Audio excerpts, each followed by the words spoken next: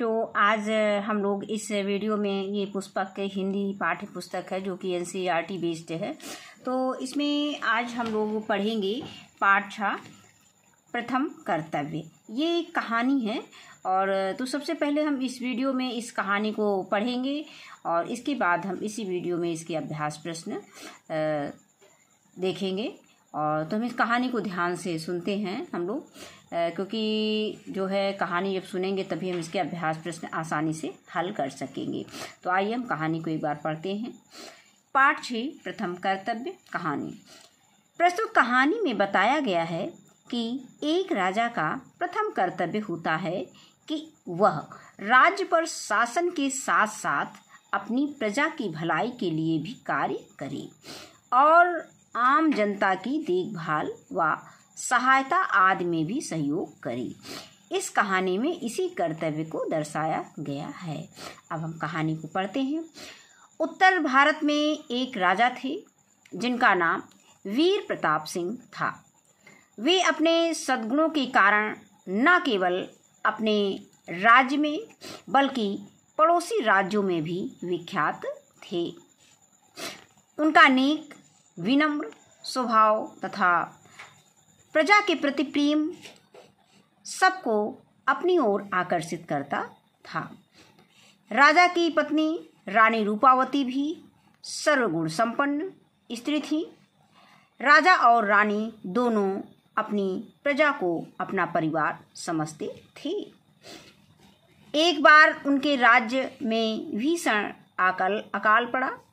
लगातार 2 वर्षों तक पानी की एक बूंद तो क्या, बादलों ने भी दर्शन ना दिए। राज्य में फसल ना उगी।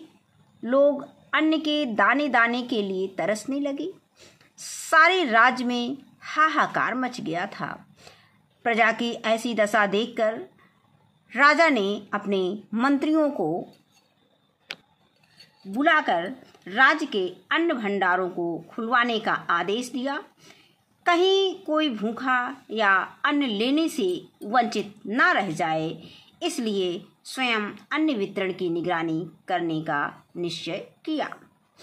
फिर क्या था, अन्न भंडार के खुलने की खबर आग की तरह फैल गई। सुबह से लोगों की भीड़ जमा होने लगती। राजा के कर्मचारी सुबह से शाम तक लोगों को अन्न बांटती। प्रजा राजा को दुआ देती न थकती। लोगों को खुश देखकर राजा भी फूले न समाते। वे अपने राजा होने के धर्म का भली प्रकार निर्वाह कर रहे थे। कुछ दिन इसी तरह बीत गए। एक दिन सूर्यास्त होने वाला था। राज्य कर्मचारी अन्न वितरण का कार्य संपन्न करके जाने ही वाले थे कि एक बहुत बूढ़ा और कमजोर आदमी अपने नन्हे पोते के साथ धीरे धीरे चलता हुआ उनके पास आया और उनसे अन्न देने की प्रार्थना करने लगा। राज्य कर्मचारियों ने कहा कि अब उनके काम का समय समाप्त हो चुका है, अतः कल आना। यह सुनते ही बूढ़ा चक्कर खाकर गिर पड़ा। बूढ़े के पोते ने बताया कि वे दोनों 3 दिनों से भूखे हैं, इसलिए यदि उन्हें थोड़ा अनाज मिल जाएगा तो उनकी बड़ी कृपा होगी। बूढ़े की ऐसी हालत देखकर राज्य कर्मचारियों को दया आ गई। उन्होंने सारे अनाज की गठरी बांधकर बूढ़े को दे दी और चले गए। बूढ़ा अन्न पाकर बहुत खुश हुआ। उसने राजा और उन कर्मचारियों को दिल से आशीर्वाद दिया। अपने बुढ़ापे और कमजोरी के कारण वह अनाज की वह भारी गठरी नहीं उठा सकता था, अतः सहायता के लिए इधर उधर दृष्टि दौड़ाने लगा। राजा वीर प्रताप सिंह अपने महल की खिड़की से यह दृश्य देख रहे थे।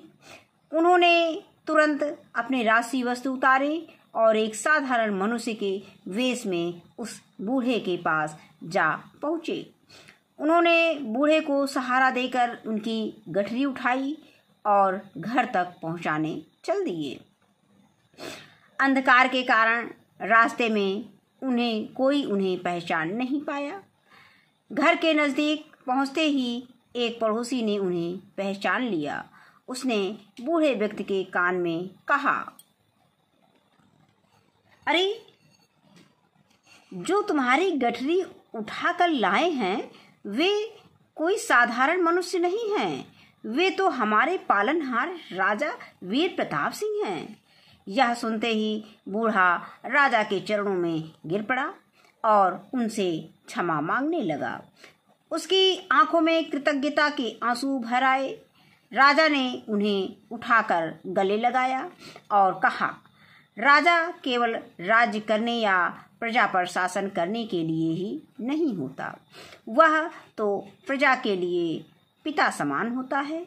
इसलिए उनके सुख दुख में उनकी सहायता करना तथा उनकी देखभाल करना उसका प्रथम कर्तव्य होता है। राजा के ऐसे मृदु वचनों को सुनकर बूढ़े की आंखें भर आईं। उसने राजा को कोटि कोटि धन्यवाद दिया। सच है, व्यक्ति अपने कर्मों से बड़ा होता है, ना कि पद से। अब इसके बाद शब्द अर्थ हम देखेंगे। सद्गुण में होता है अच्छे गुण, विख्यात में होता है प्रसिद्ध, पालनहार में होता है पालने वाला और कृतज्ञता में होता है आभार। इसके बाद हम आते हैं इसके अभ्यास प्रश्न पे। तो इसमें अभ्यास प्रश्न दिया गया है। सबसे पहले हम मौखिक प्रश्न देखते हैं। तो मौखिक प्रश्न है, वीर प्रताप सिंह कौन थे? ये एक मशहूर राजा थे। अकाल पड़ने के कारण प्रजा की कैसी दशा थी? तो भूख से मर रही थी। राजा ने स्वयं अन्न वितरण की निगरानी करने का निश्चय क्यों किया? ये कहानी से देखते हैं। इसका उत्तर हो जाए कि इसका प्रश्न एक बार फिर से देख लेते हैं कि राजा ने स्वयं अन्न वितरण की निगरानी करने का निश्चय क्यों किया? राजा ने स्वयं अन्न वितरण करने की निगरानी का निश्चय इसलिए किया कि उनके दरबार से कोई भी व्यक्ति खाली हाथ ना लौटे बिना अनाज लिए हुए। अब आगे आता है कि एक राजा का क्या कर्तव्य होता है? तो राजा का कर्तव्य होता है अपनी प्रजा की सेवा करना। इसके बाद आता है लिखित प्रश्न। इसमें पहला प्रश्न दिया गया है कि सही उत्तर पर सही का निशान लगाइए। तो पहला प्रश्न दिया है कि वीर प्रताप सिंह का कौन सा गुण सबको अपनी ओर आकर्षित करता था?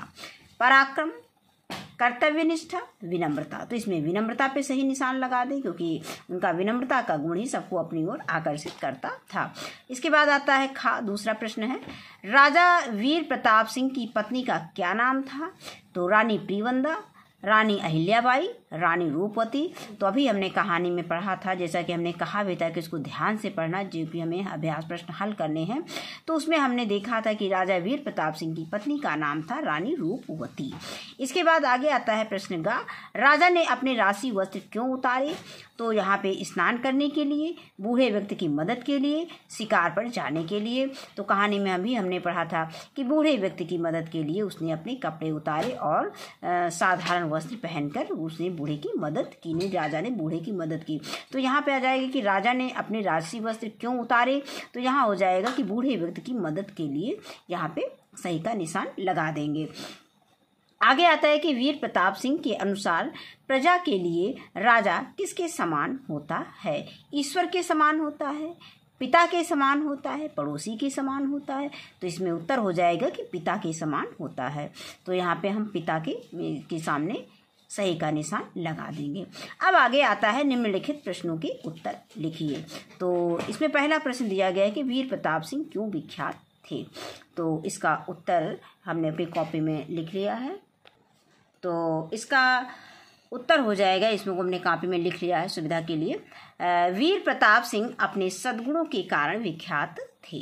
इसके बाद दूसरा प्रश्न है कि सारे राज्य में हाहाकार किस कारण से मचा था? तो उत्तर हो जाएगा कि सारे राज्य में हाहाकार भीषण अकाल के कारण मचा था। अब इसके बाद अगला प्रश्न आता है गा, राजा ने अपने मंत्रियों को क्या आदेश दिया? तो इसका उत्तर हो जाएगा कि राजा ने अपने मंत्रियों को बुलाकर राज्य के अन्न भंडारों को खुलवाने का आदेश दिया। अगला आता है प्रश्न घ, राजा ने बूढ़े आदमी की मदद किस प्रकार की। तो इसका उत्तर हो जाएगा कि राजा ने बूढ़े आदमी को सहारा देकर उनकी गठरी उठाई और घर तक पहुंचाने में मदद की।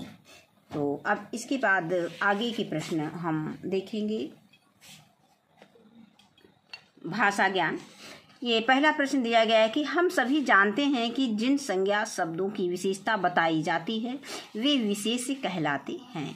जैसे विशेषण है और विशेष है, तो यहाँ पे पीला, पीला कुर्ता यानी पीला कुर्ता हो जाएगा। दो लड़के, यहाँ पर विशेषण और विशेष दोनों मिल गया है तो पीला कुर्ता हो गया।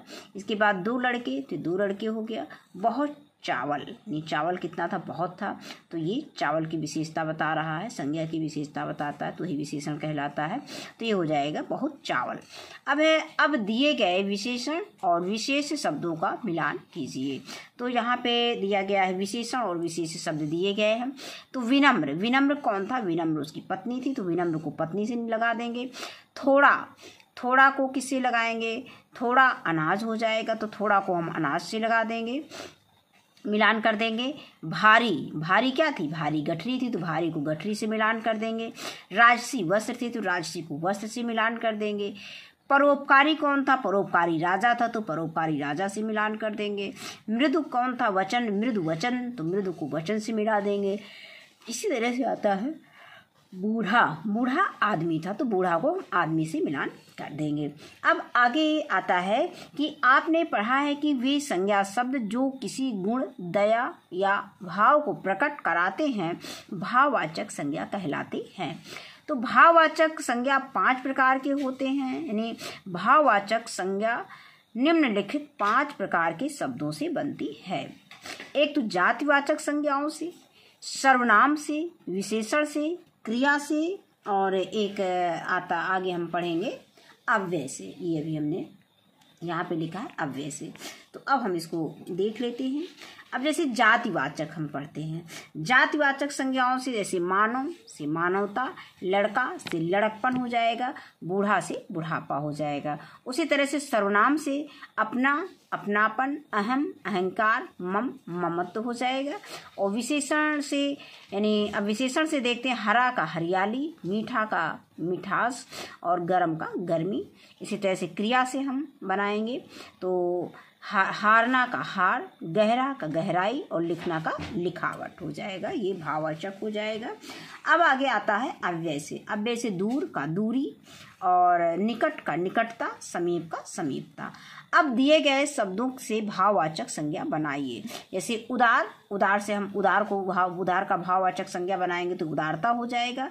मनुष्य से मनुष्यता, मजबूर से मजबूरी और वीर से वीरता और चतुर से चतुराई और कठिन से कठिनाई। ये हो गया हमारे बात भाववाचक संज्ञा। इसके बाद आता है कि निम्नलिखित मुहावरों का अर्थ लिखकर उनका प्रयोग वाक्य में प्रयोग करिए। तो इनका अर्थ हमको याद होना चाहिए। हम वाक्य अपने वाक्यों में इसको हम कोई भी वाक्य में प्रयोग इसका कर सकते हैं। तो हमने उदाहरण के तौर पर एक एक वाक्य दे दिया है। जैसे पहला दिया गया है कि फूला न समाना, तो इसका अर्थ हो जाएगा कि अत्यधिक प्रसन्न होना। अब यहाँ पे हो जाएगा कि अंश कक्षा में प्रथम आने पर फूला न समाया।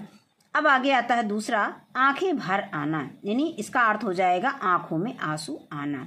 अब इसका वाक्य प्रयोग हो जाएगा कि बीमार बच्चे की दशा देखकर माता पिता की आंखें भर आई। इसके बाद आता है गा, पहाड़ टूट पड़ना, यानी भारी संकट आना। बेटे की नौकरी छूट जाने से माता पिता पर पहाड़ टूट पड़ा। आगे आता है घा, हाथ बांटना, मदद करना। और वाक्य प्रयोग इसमें हम लिख सकते हैं कि लड़कियां हमेशा अपनी माँ के कामों में हाथ बटाती हैं। यहाँ पे हमने लिख दिया है मदद करती हैं, जबकि यहाँ पे हमको लिखना है हाथ बटाती हैं। तो ये हो जाएगा कि हाथ बटाती हैं। अब यहाँ पर बस इस वीडियो में बस इतना ही। वीडियो देखने के लिए बहुत बहुत धन्यवाद।